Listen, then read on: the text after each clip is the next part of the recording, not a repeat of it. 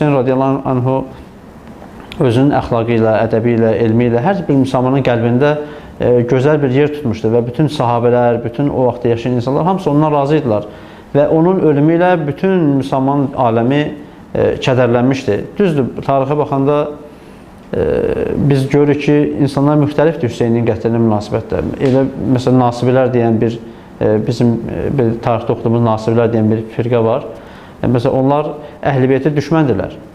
Onlar ümumiyyətlə Əhl-i-Beyti sevmirlər, Əhl-i-Beyti lənətləyirlər, pisləyirlər. Yəni ki, onların etiqadı budur.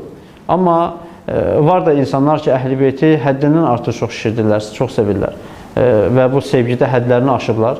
Lakin Əhl-i-Sünnə və Cəmaət həmişə orta mövqedən yanaşmağa çalışır məsələyə ki,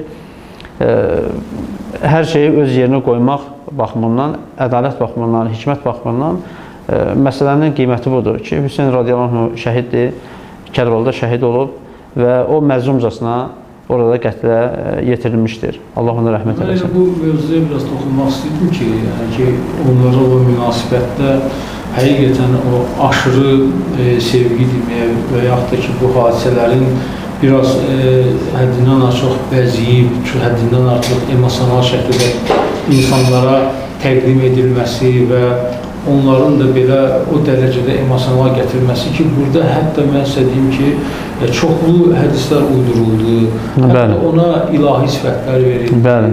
Nəinki ona, yəni ki, bu o qədər şişirdildi ki, dinin təməlinə belə zərər vuran deməli, hətta onun haqqında kitablar yazıldı.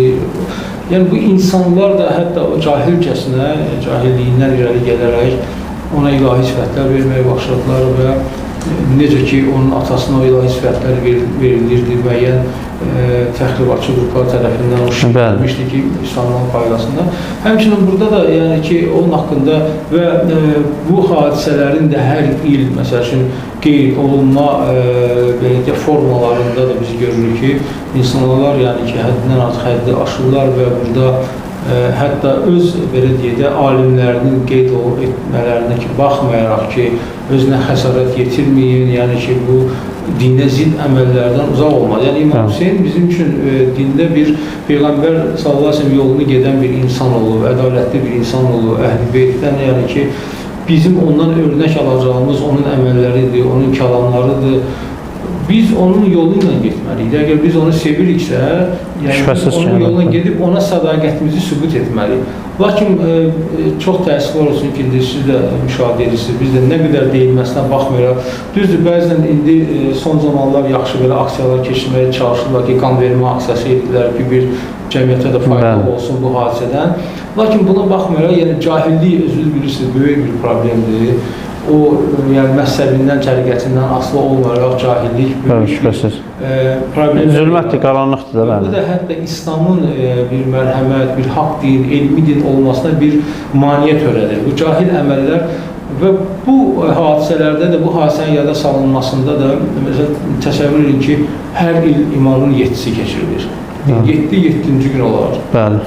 Hər il imamın 40-ı keçir. Hansı 40, hamımızın bildiyim ki, 40 gün keçdi və səlam, bəli. Necə ola bilər ki, İslamda olmayan bir günü, məsəl üçün, İmam Hüseynə bağlasınlar və bununla da dində olmayan yeniliklər gətirsinlər və sonra özlərinə xəsarət, uşaqlara xəsarət versinlər, bir aqressiv bir kütlə əmələ gəlir burada. Yəni, bu da biz İslamı, yəni ki, gözəlcəsinə təqdim etməkdənsə cəmiyyətə, əksinə bu bir insanlarda bir qorxu yaradır. Məsələn, yəni ki, bu hadisələr Allahın qədəri ilə olub, İmam Hüseyin yəni şəhid olub, Allahın razılığını qazanmış, cənnət əhlindəndir, bunu Peyğəmbərimiz buyurub.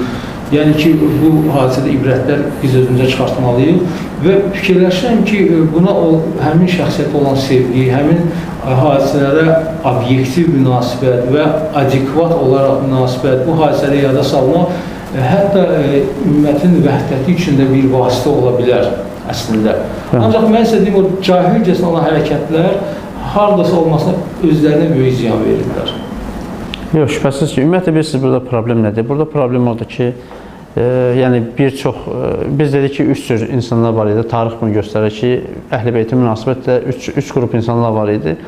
Yəni, o qrup insanlar ki, Əhl-i Beyti həddindən artıq çox sevgi göstərirlər və yalnız bir yönünü qabardırlar o sevginin. Burada müəyyən ümmət üçün problemlər çıxır. Yəni biz məsələn baxsaq görərik ki, onlar peyğəmbərin ətrafında toplaşmış o böyük sahabelər, müdrik sahabelər hansı ki, onlar İslam tarixində böyük izlər qoyub gediblər.